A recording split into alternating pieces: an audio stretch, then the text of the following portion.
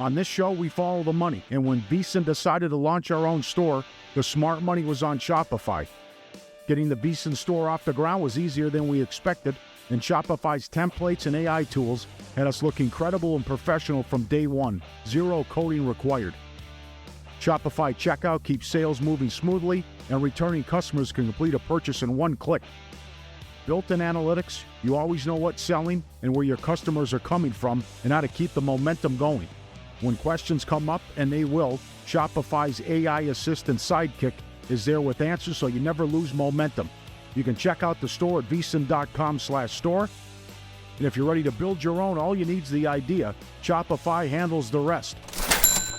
Start your free trial at shopify.com/vsin. Shopify.com/vsin. Again, that's shopify.com/vsin. Follow the money. That's what I always say. You always follow the money. Yeah. This is Follow the Money with Mitch Moss and Paulie Howard on VSiN. Here we go. Welcome in. It is Follow the Money on VSiN, the sports betting network. Mitch Moss along with Doug Kazarian in today and the next couple of days for the vacationing Paulie Howard. We are loaded and live in downtown Las Vegas from the Circa Resort and Casino. Tons of great guests on the program today. We will get into the Home Run Derby tonight. Evidently a very popular betting event on the schedule. Tomorrow's first semifinal match in the World Cup, plenty of times. The Open Championship, which begins Thursday, the final major of the year. A little LeBron news, some WNBA as well. DK, good to see you, my man. How are you? I'm well. It's a little bit of a withdrawal. We laughed about it last Wednesday with the World Cup having its first off day in the entire tournament since it started. But now these are the dark days of summer, this 3-day stretch. We all know about it, but I think it hits harder given we've been so spoiled with the World Cup. I mean, yes, now the WNBA, so it's not emptiness in terms of actual games, but it does hit a little harder without the World Cup here. Yeah, and I fall into the category every single post NBA finals. I'm like, can we fast forward to the football season? Not this year. I think you really have to, and I get it, football's still king. It dominates. The numbers don't lie, right? It's the number one sport in this country. But for the first time in a long, long time, I don't think that you can say, let's fast forward to the football. You just need to take a minute here to enjoy what's going on in front of you, enjoy the World Cup. The weekend action that we had overall, the non-football stuff was absolutely fantastic. It's been like that the entire summer. And I'm not saying we're there yet, but the football passion is waning. I mean, we've all voiced our frustration with the NFL, and we're still going to be robots because we also do this business. But if I had another career and a family and stuff, I would not revolve my life around NFL Sundays. I mean, just the officiating and the officiating is the number one part for me. Yeah, I mean, that's the thing. I mean, obviously, it's always going to consume me. At least I'm going to monitor and watch it. Well, now more than ever, by the way, because of Wednesday, Thursday, Friday, Saturday, throughout holiday weeks. Frankly, I enjoy college football more. Yeah, I don't blame you. College is great. Yeah, and just the range of, you have point spreads that are pick 'em, then you have 45-point spreads. Right. I think that's more fun. The variance of it all. Also, there's more games. The pageantry and the nonsense and the coaches. It's just a sport unlike any other. Well, the college football is the closest thing that we have to the World Cup. Really well said. Right, with how the fans operate, what they feel about their teams, how it's not just it's not like a seasonal thing. That is their way of life. And these people across the world, to me, clearly they have saved up. They do it every 4 years because they came to the States for the last month. And they're like, it's tens of thousands of people in every city that they're playing in, and they won't stop. And then it's so well said because we have those images of one coach in a hospital bed watching. I mean, just the ridiculous stuff we see, we don't get in the NFL or any other sport. Yeah. We've seen some hilarious stuff with the bands, and then we have those horrible MAC teams, and we got MACtion on weekdays, and just everything. It just checks every box. But you're right, it is very similar to the World Cup. And I also think Saturday, just having another weekend. Saturday's different, yeah. Yeah, you just get a little extra oomph when you're partying on Saturday watching college football. It's different. You don't have the Sunday scaries. Obviously. That's right, yeah. Alarm's not going to go off at 5 o'clock in the morning on Monday, and I can feel pretty good about myself on Saturday throughout the entire day. Okay, so the weekend that was, again, I think Saturday night, obviously, we thought the capper of the whole thing was going to be the Mayweather fight. I think we were hoping for maybe more so than thought about it because a lot of us did like Holloway in that match. But this is several reports from books across the country or beyond with offshore books saying it was the heaviest bet or one of the heaviest bet MMA or fights they've ever had, boxing included.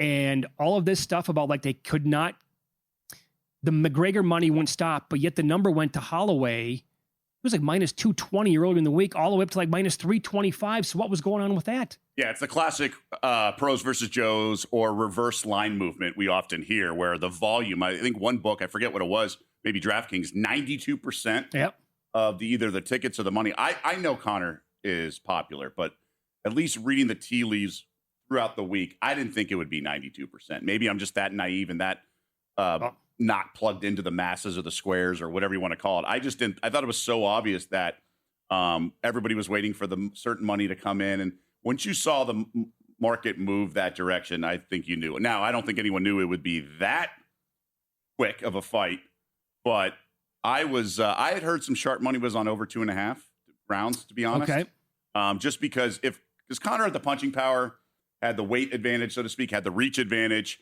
So he would be coming out guns blazing, at least in the first round. So if Max Holloway's sort of path to victory, he would try to not tire him out, but at least be measured in the first round and not get caught.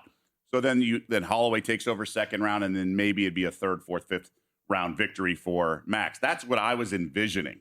I didn't, obviously, an injury certainly changed things, but I didn't. This was classic. This was not Mayweather-McGregor because of the volume, but it was the same concept. Sure. And I was waiting, and I had Holloway on one parlay over the weekend. I brought it up on Friday during the show, but I was waiting to really pounce on him big for the number to come back. I think my goal was like minus 180 or a little bit, maybe below minus $2, and then I never had that opportunity. Yeah, I did primetime Friday night and with Matt Humans. We were talking 190. It was like our target strike price, and silly. It was free money from the start. It really was. Now, the thing is, like, it's very easy to, take shots at Conor McGregor. I know he's very popular, but he's not a very likable guy, honestly. If you really break it all down, he's in a lot of questionable things and beyond in his career. But from a betting standpoint and from just looking at what happened, I don't think this ain't the time to like rip on the guy. I felt bad for him in the octagon. I don't want that to happen to anybody. All reports looked like he was taking this fight seriously. Yeah, this was not an exhibition boxing match with Floyd Mayweather Jr. No, not at all. This was back to where he was a star, and he actually still is the biggest draw. He is in the sport, even look at the gate. He had not fought in 5 years, and he's still the biggest name. I mean, yeah, there was potential for guys like Sugar Shane and some other guys to be sort of that, I don't know, polarizing or at least move the needle, that exciting of a fighter. But he had it both. He had the personality and obviously the performance inside the octagon. And it's just unfortunate. We wanted a fight. Max Holloway, obviously a guy we wanted him to fight, and it should have been great. And he could have surprised us all. I mean, UFC 250, we got a surprise in the main event. Yeah. We thought a guy was past his prime, not to the same extent of Conor, and obviously not being out of the octagon for 5 full years. But nonetheless, we were optimistic that this would be a real bout, and it was sort of a guy at the tail end of everything, facing a guy. There was much more strategy talk all week than it was the hoopla nonsense that Mayweather and McGregor was. So let me give you, that's one example of a prime betting opportunity that bettors should have taken advantage of over the weekend. We had another one. We actually had 2 really good opportunities, I think, in the past week. Looking back at it, and this is a good tweet from Dave Mason, spokesperson for BetOnline. He pointed out this was before USA and Belgium a week ago, when he said every once in a while, there are events that take so much one-sided action that you get great value on the other side. Mayweather versus McGregor is the biggest example. Tonight, meaning last Monday, was another. Congrats on those who bet underdog Belgium. And then he quote tweeted that after Holloway defeated McGregor, and he basically said another one right there. What's the difference between the 2 events? I don't have the BetOnline books in front of me, but I strongly disagree that this was apples to apples. I think the McGregor fight obviously is one thing, but you saw reverse line movement in that, even though the handle and the volume was coming in on one side, and you never heard anyone sort of saying like the sharp money was taking the underdog here. You never heard that. But also with the Belgium-USA game, I just not, because honestly, they were overwhelming support on one side, the Americans all tournament, and those got home. The first 2 games where all the starters played and those games mattered. Third game of group play was sort of a throw that out. That didn't matter. And then the knockout round. So I just don't think it's apples to apples, because the books took a giant hit on those first 2 games in group play, because obviously people betting with their hearts. But the other thing is we did not get the reverse line movement in any USA game. look, I didn't pay attention to every single book from start to finish, but everyone I talked to, Circa to MGM to DraftKings to Caesars, there was no sharp money coming in against the Americans in that Belgium game, and then also in the previous games as well. So that was not reverse line. It was just overwhelming support like we see on some of these Sunday night football games, the Monday night football games when the Chiefs play. And there are those pie charts we see, and it's 90%, 95%. And the books are okay with that. It just so happened that the public money took it on the chin in that USA-Belgium game. But they also cleaned up in those first two games in group play. No, they did. The Westgate did tell me the night of that match that their sharpest soccer bettor was on Belgium at that number. When it got ballooned to the point where this person evidently is like, I have to take Belgium at plus 150 or to advance or plus 120, whatever it was. My example, and it wasn't that match. The gift from the gods to me would have been the next one had USA won, because Johnny Avello came on and their number, you can disagree with this all you want, but he came on the air and told us they were going to open up on the three-way market Spain minus 110. And as we discussed, that would have been low. Right. And as we discussed, Felica came on the show a week ago. Like, if we get that game, that is Mayweather taking on McGregor. That is back but up that the would have Brinks lasted for 10, 15 minutes. Probably not long. I think you had to pounce almost immediately. Because the sharp money, the guys who they care about, would it's have been not even Spain. the volume they care about. They don't. They just don't. They care about certain. Look, I wrote an article, 1,000-word article for each of the USA games for The Athletic, and I talked to John Murray at the Westgate. He said we haven't taken sharp money against the U.S. That was for like maybe the second or third game, at least the day before. When I have to write the article, they were not. They only moved the money based on sharp money, and sharps would have pounded Spain as soon as that USA-Belgium game was over. Well, that would have been the play, though, and so the public wouldn't have had a chance to load up. Maybe they would have eventually, maybe $3.50, $4. Sure. But I also heard an interview when somebody said it would be minus 1,000 or it would be minus 900 to advance in the two-way line. So those are varying. Those are varying reports going into that USA-Belgium game. No, books were. I think Sherman from longtime Las Vegas odds maker, still at the Westgate, going to move here to Circa coming up in August. I think he had it $5 on Spain. Yeah. So they were, just. But USA's power rating would have improved with the win over Belgium. Obviously, style points matter and things like that. But if USA finally registered a win over a top 10 team, then that changes things. We will dive into the Home Run Derby. Always a fun event, especially when betting on it. We'll go over a few of the new rules, player stats, creative props you can find at sportsbooks coming up on Follow the Money. It's VSiN, the Sports Betting Network.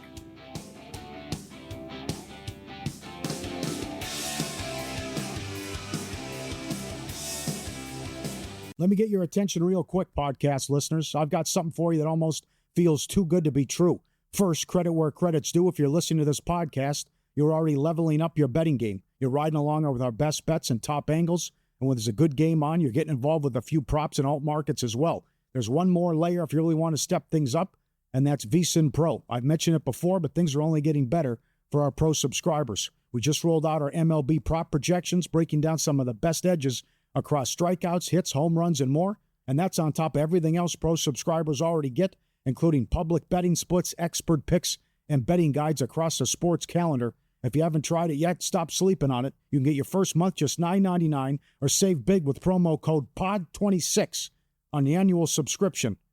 Hit the link in the description and start cashing in with VSiN Pro. All right, back to the show.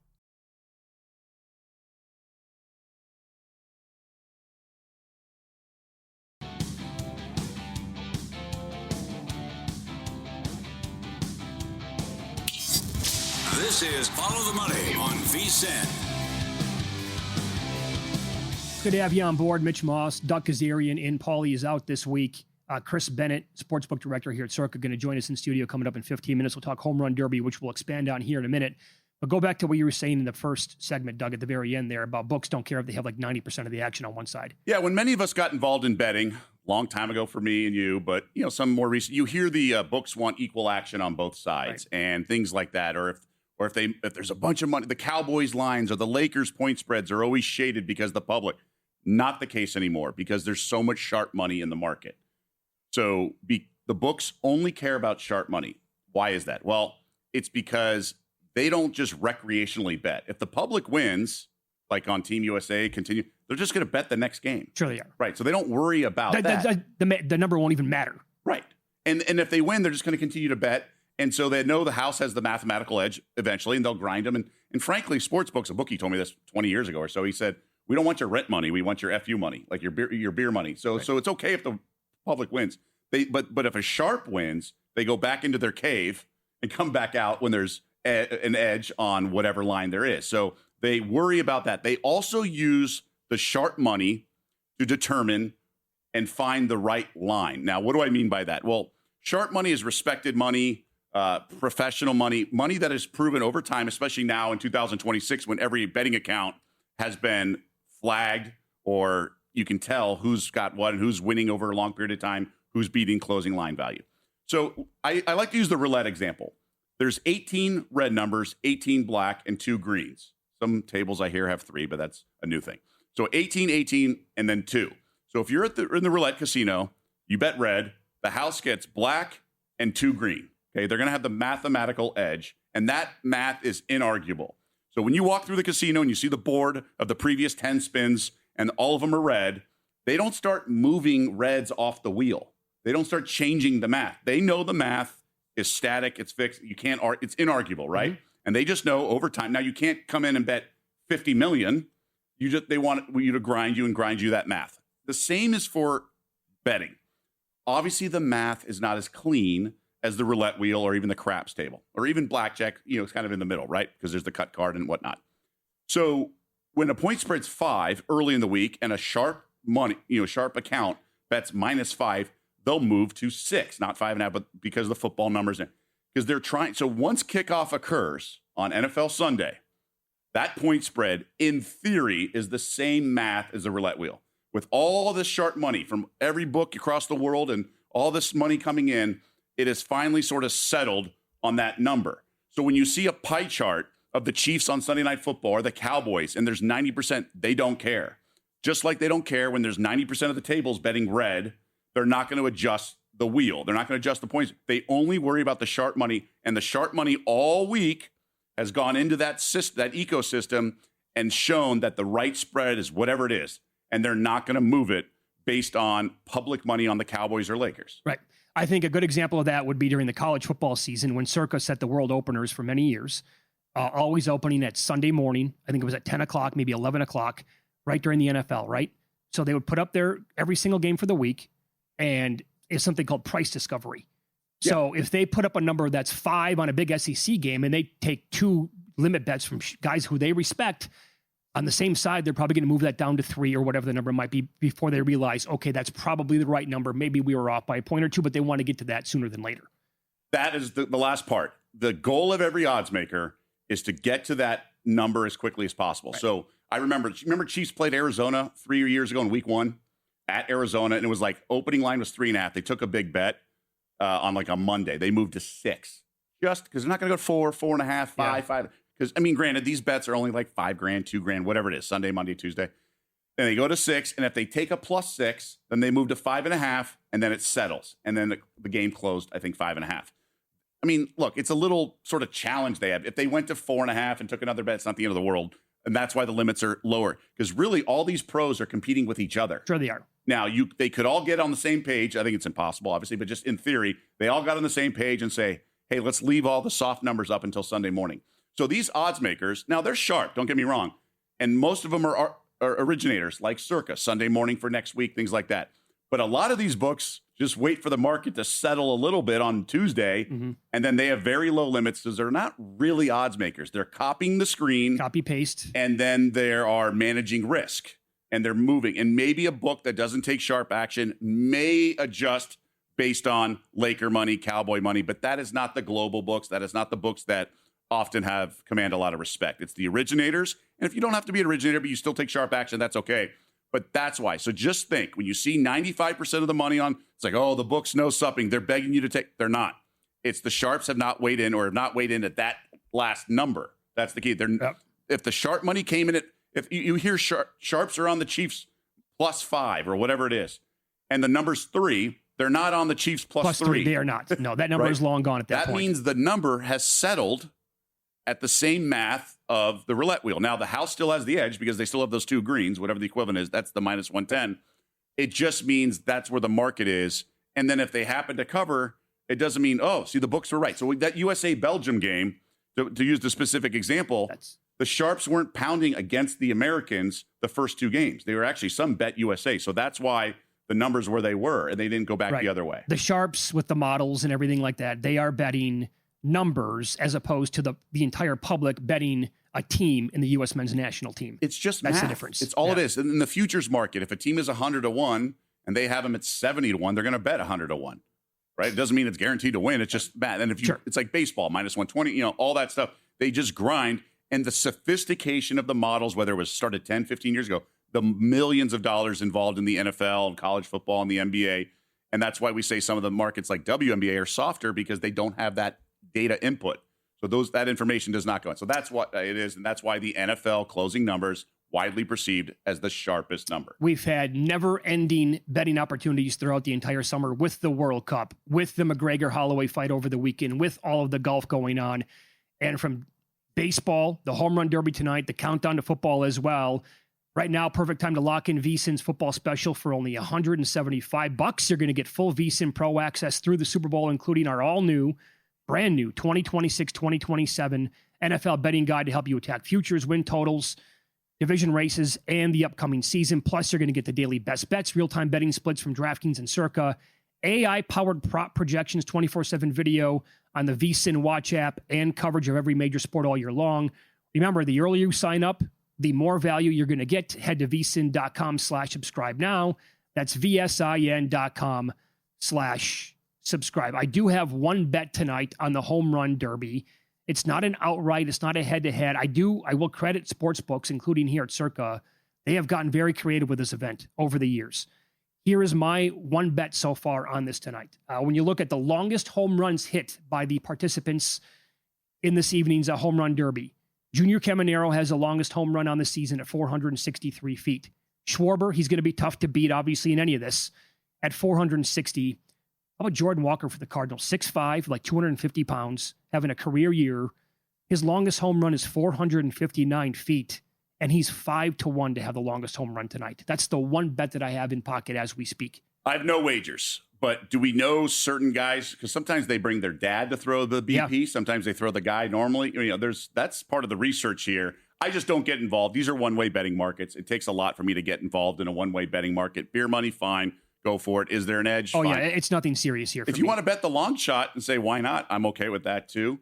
And obviously read the tea leaves. If certain guys have talked about how they're going to try to win this thing, and, we've seen that in the 3-point contest I've gotten involved in certain years with the NBA All-Star Weekend. Just not my bag. There's fortunately some WNBA tonight, and there's other things, or you just take a couple days off. Yeah, I will. For those of you who do want to get involved, Adam Burke has a tremendous write-up today at vsin.com. He breaks down all of these players. Love it. With the total numbers, where they rank, what percentile they're in bat speed, where they're at with a hard hit percentage, the barrel percentage overall, the launch angle sweet spot percentage. Schwarber leads the field 90%. I mean, it's just... and it's different rules this year. It is, yeah. So it's kind of going back to the previous rules. It is. You have players will get 20 swings in the first round and 15 swings in the semifinals and the final round. If the final swing is a home run, the batter will keep going until that ball is not a home run. Right, make it take it, so to speak. Yeah, that's pretty much, yep.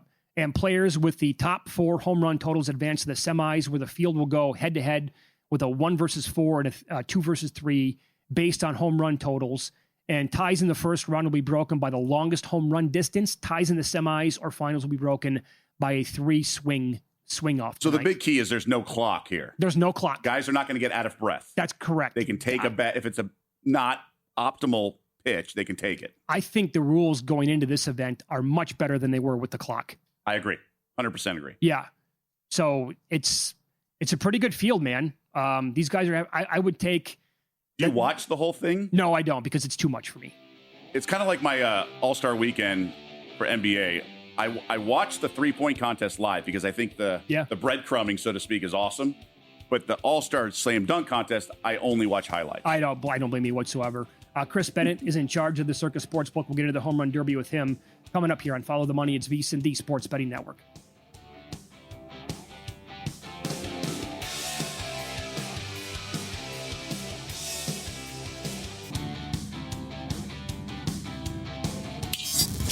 This is Follow the Money on VSiN. Thanks for watching, as always, on YouTube TV, listening on Sirius XM channel 158, iHeartRadio, TuneIn Radio, and any of our great affiliates across the country. Mitch Moss along with Doug Kazarian today. Paulie's out on vacation, and we were just talking about the Home Run Derby, and Chris Bennett is the director here, does a great job for Circus Sports, has been for many years, and he's in charge of all the baseball numbers, joins us here in studio. Good to see you. How are you today? Great. How are you guys? Doing really well. We were just talking about coming up with numbers for the Home Run Derby, and Doug was going down the path of like price discovery in certain markets. Does that exist for something like this, or is it such a small event that it doesn't really matter? So it depends when you put up the odds for the Home Run Derby. As things worked out over the weekend, we were not the first sports book to put up odds. We put them up yesterday afternoon. Some other places had it up.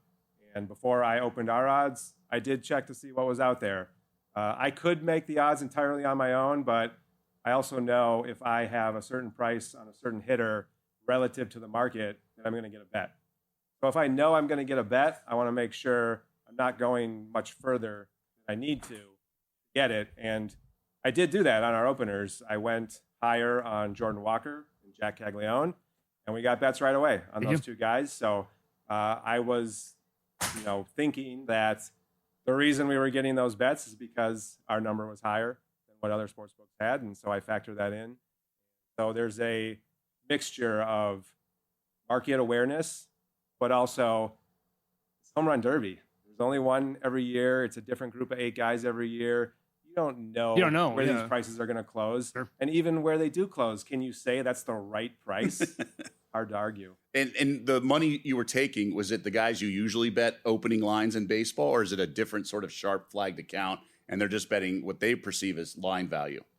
I would say there are some people that just generally look to futures markets, awards markets, player props. Those are the type of people you'll likely see bets from in the Home Run Derby market. Is it popular? Because I know Derek Stevens, who is a big fan of it, loves baseball in general. Like, he loves this event. The Home Run Derby, just to win the whole thing, is a great betting event. People love it. You got 8 guys. Everyone has a chance to win. Any individual guy is probably going to be at least plus 250. So, for people that are looking for a good payout on things, the Home Run Derby is a great option. It's a million times more interesting of a betting market than the All-Star game itself. Yeah, no kidding. So what I try to do is offer the best overall pricing on the guys to win. I don't look at it as a huge revenue opportunity. I just want to give people the most fair price I possibly can on a guy to win the whole thing and write a lot of tickets on all 8 of them. And just to remind people, this is a one-way betting market. You guys have internally a hold percentage that you set. It's your line of demarcation or whatever you want to call it. And if you move one odds, you have to move the others. That's just your sort of protocol and code. And your hold percentage as a sports book, different than maybe other sports books per se. So that's all it is. This is just a lever. One lever moves, the other one's going to move. Yeah, we look at what is the total implied probability of all 8 hitters. There's a calculation you can do to get a theoretical hold percentage on the market. And when we're taking bets on a guy and we're lowering his odds, we're looking at the guys that we're not taking bets on and raising his odds. And I'm not trying to necessarily, win a lot of money to Kyle Schwarber winning the Home Run Derby, or be like, oh, well, Wilson Contreras can't win, so let them bet him as much as they want. Bait money on him or someone like that, because it's such a, nobody knows. Yeah, like, I'm just respecting the market. I'm respecting the action from customers and just trying to get all 8 positions to be reasonable once the event actually starts. You're also in charge, obviously, of the numbers for most wins in a given month in Major League Baseball. It has become my favorite way to bet the sport throughout the entire year. You and I have gone back and forth on and off the air, by the way, about that. And you like to bet that market. Did you bet anybody for tonight somewhere else? For the Home Run Derby? Yeah, for the Home Run Derby. There wasn't a price I've seen where I felt I needed to get involved. I think Ben Rice is a little intriguing from some of the numbers I've seen out there.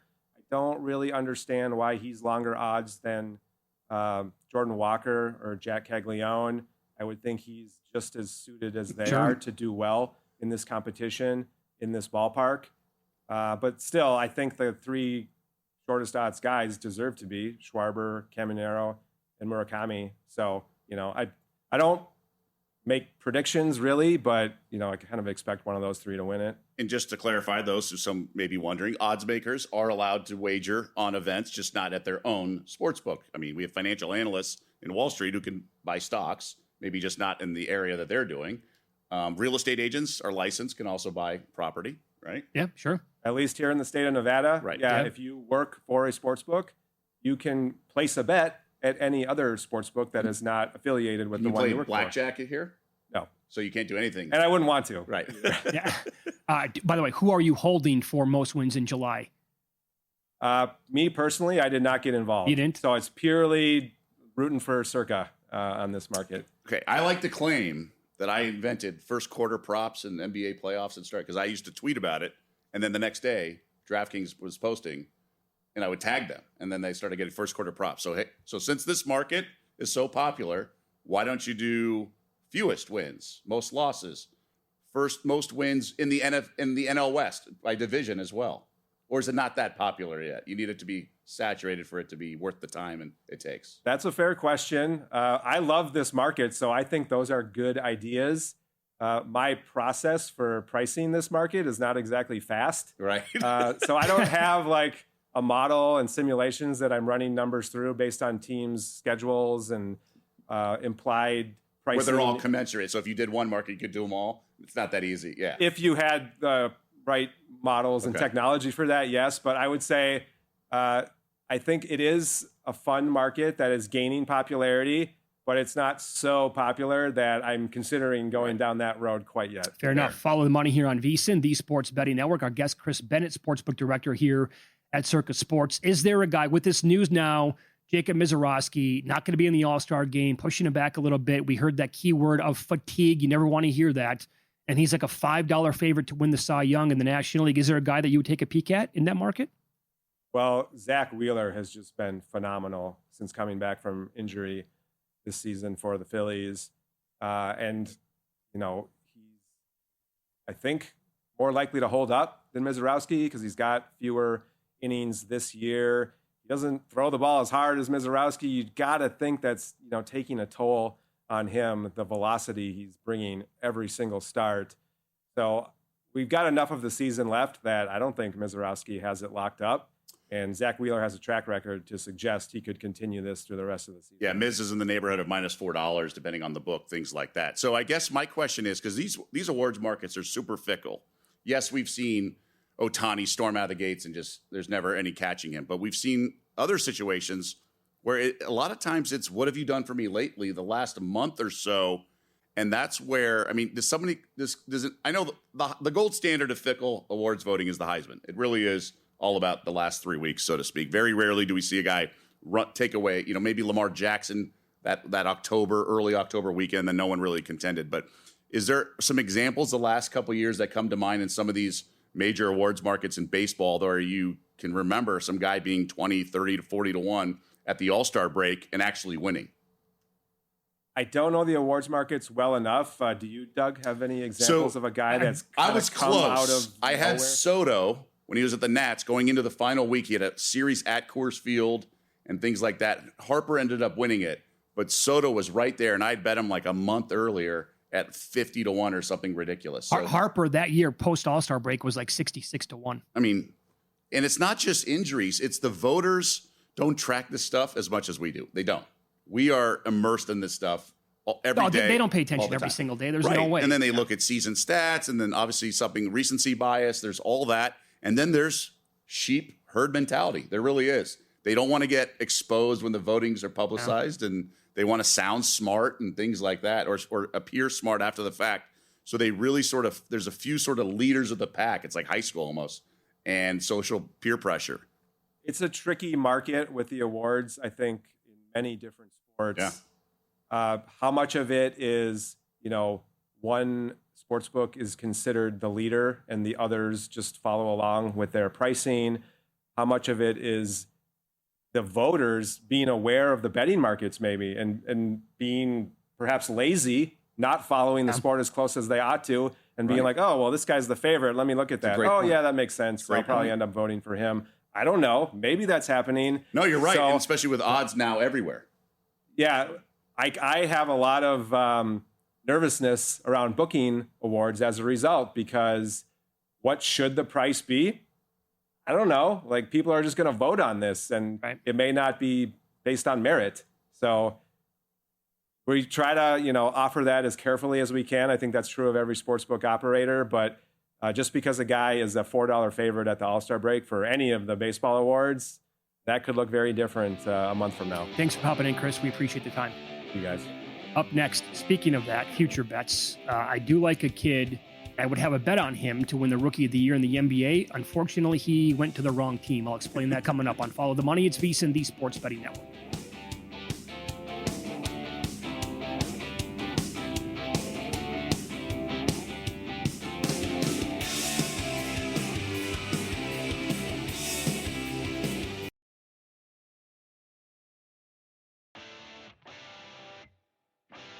On this show, we follow the money, and when VSiN decided to launch our own store, the smart money was on Shopify. Getting the VSiN store off the ground was easier than we expected, and Shopify's templates and AI tools had us look incredible and professional from day one. Zero coding required. Shopify checkout keeps sales moving smoothly, and returning customers can complete a purchase in one click.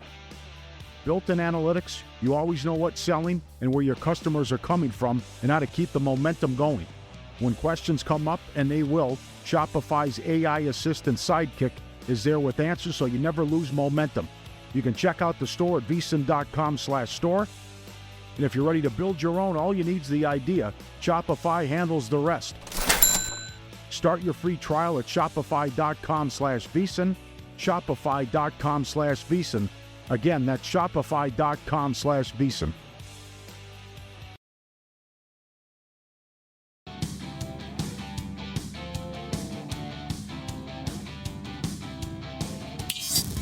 This is Follow the Money on VSiN. As we've discussed throughout the show so far, the sports calendar never stops. The Sharp Plays covers it all, and they've been winning for 15 straight years. All of it is documented, logs posted publicly at sharpplays.com. That kind of transparency is rare in this industry, and when the Sharp Plays moves, the sportsbooks take notice. Advanced AI, trusted insider intel. They find the value before the numbers shift. Respected, watched, feared. Start winning with them at sharpplays.com. We also talked to Chris Bennett off the air about the result from the McGregor-Holloway fight this weekend. He said, heaviest bet UFC fight in the 7-year history of Circa. And they did well to it. But he said also, like, new accounts were firing pretty large bets on McGregor. Two-way action. Yeah, all things decent considered. two-way The action. Sharp money on the favorite. Even that's why the market moved, so to speak. And then, but he was. I think it's just fans. I mean, I don't know, but I would guess fans coming into town for the fight and want to get the best number. They're knowledgeable enough. Maybe they're from overseas and they're more familiar with betting than maybe some Americans are, even though we're 8 years into legalized sports betting. And maybe they just wanted to grab the price at this establishment because it was a big enough wager. Sure. And that's the beauty of all this as we continue to grow as a betting community, that we're going to have that kind of action. But Conor moves the needle. You know what? If he fights again, similar moves will happen in the market. People bet with their hearts. I mean, yeah, they really do. I guess what's the parallel? The Lakers. Us getting trading cards as a kid. Well, okay, yeah, posters, right? We had posters. Posters. Oh my God, yeah. And then a small wager on your favorite player in a tournament, Tiger, when he was doing the match. That's a great example. I mean, I think, can't you just root for your favorite players or teams without wagering? Without wasting money. If Tiger played the Open Championship this week, books could post 50-1 and they would take bets on him. It's true. Right? The sad part is it's true. But again, the Golden Knights fans who wanted either a souvenir ticket that first year or wanted to just needed extra rooting interest somehow profited. They did. Yeah. Turned into a very valuable souvenir ticket. Yeah, no kidding. Okay, so I've said many, many times that your baby is a WNBA. We have 2 games on the board tonight. This would have been a Doug Kazarian special with you hosting today. Yeah. My wife and I were invited to go to the Aces game last night against the Fever. Sebastian was going to come with. He's 2 years old. And when we thought about it, he's been a little tricky to deal with here lately. We're like, because we were told it's going to be SRO. You need to get there probably 90 minutes before tip. I'm like, I don't like the way this sounds. So we respectfully had to decline. We'll probably take him to a game that's not going to have 30,000 people wanting to go What's next time. SRO? There? Yeah, what does that mean? Standing room only. Okay, standing room only. I'm sorry. Okay. Yeah. Yep. Look, I've been to Caitlin Clark's, I want to say last game here in Vegas because she was injured last year. Yeah, that's right. Her rookie year. And it was terrible. Remember the league had that stupid schedule. They played like 11 games in 15 days. It was like a back-to-back in LA and they were terrible. But it was cool to go to just to see the fanfare and the spectacle that is Caitlin Clark. You'll have opportunities. I think it's worth going just to see the Caitlin Clark phenomenon. Yeah, and I don't want to overreact to one game, but my God almighty, the Aces looked so bad last night. But it's also like a make or miss league, and they just couldn't hit any shots. They had 4 made threes. It was brutal to watch, and they missed a ton of open, like mid-range stuff as well. Look, they won by 1 million, 48 points the day before. So you know that they're going to come out a little fat and happy, right? That happens. But the Fever on a road trip, you got players in Vegas. So who knows if the Vegas flu is going on? You got Sophie Cunningham at the UFC event. I know 2 others were shooting a commercial at one of the beaches. I think it was Encore Beach. That was during the day. That doesn't mean it's a 15-hour shoot and drinking, but they're doing other things, focus, whatnot. Yeah. But the Aces, part of me thinks they really miss Kennedy Carter. And not that she would have helped them win because they lost by 20 plus, but she did provide things, especially off the bench, that was a valuable weapon in some of their big wins this year. So we'll see what transpires. But this team, remember, last year finished the season, I think, 18 straight wins. So they were kind of middle of the pack and kind of they were an afterthought. Championship hangover, if you will. And then they end up winning it all thanks to that close of the regular season and then into the playoffs. Do you like anything tonight? 2 games on the board. So keeping an eye on the first game is in Atlanta. Angel Reese missed the last game. She was in like a walking boot yesterday, so she's questionable today. I doubt she plays, but Brianna Jones, who was slated to be their starting center, former All-Star. Angel Reese is playing center this year. She's really a power forward. So once Brianna Jones, and she's also questionable. So there's some moving parts here, but when they're at full strength, I think we need to hold our evaluation of this dream team until they're at full strength with Jordan Canada and then their 2 sort of pure all-stars, Alicia Gray and Ryan Howard, who are awesome. And then having Reese as honestly, at some nights, the 4th or 5th best player, they can be really good. Now, she missed the last game. They lost as a favorite. The Sparks still stink in my eyes without Kelsey Plum. They've gone over 14 of 20 games. They have horrendous defense. Terrible defense. Now, they have back-to-back wins, but I think the over I have to play just out of principle with a Sparks game. Even now at 181.5. Yeah, and Angel Reese puts opponents in the bonus early and things like that. But maybe it's more of a fluid spread offense for Atlanta if she's out. Small play, very small play. Okay, anything in Mercury taking on the Lynx? So the Mercury were the team the Aces beat by 48 points. The Lynx are coming off perhaps their biggest win of the season. They got revenge against the Liberty, who are the betting favorites right now. I would guess, Mercury 1st to 10, 1st to 15, first quarter plus 3.5, something like that. Early on, okay. In, one team trying to, because remember the Nets, if you remember last year in the NBA, got beat by 50 a few times. Yeah, right away. And they were always good. Sort of their team total first quarter was a really good bet over. So maybe Mercury first quarter team total over would be a play as well. Yeah, it is. That ties into exactly what happened to the Aces last night and what you said, right? They were the team that lost by 1,000 points. The Aces had, by the way, the WNBA, you know this better than I do. They don't do back-to-backs every single day like the NBA, it feels like, right? So that's kind of a rarity. And they came back. It was an early game on Saturday, played last night, and they had nothing. And they just got absolutely A'ja blasted. Wilson was just bad. She just missed a lot of shots she normally makes. Yep. Give the Fever credit. Aaliyah Boston's an all-star center, really good. At least makes it difficult for A'ja Wilson whenever they play. But she's the best player in the league. She missed some bunnies. She missed some mid-range shots, and they missed a lot of threes. Sophie Cunningham was 6 of 7 from downtown. She was on fire the whole time. And the Aces made 4 in the entire game. What do you think of Sophie? I'd say good for her for doing the octagon thing on Saturday night. She's, in terms of basketball, she's a very good role player. Yeah. She probably starts on 90% of the league teams, but they're really deep, so she comes off the bench, but she's, very good defensively. She knows her role, and she plays it well. Look, the league is hypocritically stupid, okay? They complain about who's popular, and sometimes it's white versus black, straight versus gay. These are like palpable narratives in the league, okay? And then they do things like fit check in the tunnel, and they try to dress all up. It's like, well, you can't have it both ways. You can't want to be only taken seriously as how you play as a basketball league, and then do all this other stuff where, I don't know, sex sells or whatever you want to say. Like, it is what it is. and certain players can become popular. In every sport throughout time, the most popular players are not always the best. LaMelo Ball has huge following on social media because of his style of play and maybe his reach as the Ball family and having brothers in the league and things like that. That doesn't mean that it's this huge, I don't know, event against other players. It just, that's where this country is, right? We have PBS doesn't have ratings. First Take does. Okay, Springer does. Right. OTL didn't rate and it's gone away, right? That's just what we are as a country. So someone like Sophie Cunningham is very popular because she's attractive. She says what it just resonates for a variety of reasons. Angel Reese, because of how she looks, did the Victoria's Secret runway because she's pretty. If she weren't, she wouldn't have been asked. So right. It happens, and that's fine. It just is what it is. It's where the cookie crumbles, so to speak. Yep. By the way, so here, I'll pay out the tease here. The player I would look at to bet in the NBA Rookie of the Year market, but he was drafted by the wrong team, is Malik Thomas for the Cavaliers. He's one of the reasons why, along with Darius Acuff, first and foremost, but they were the two big reasons why I loved Arkansas so much last year.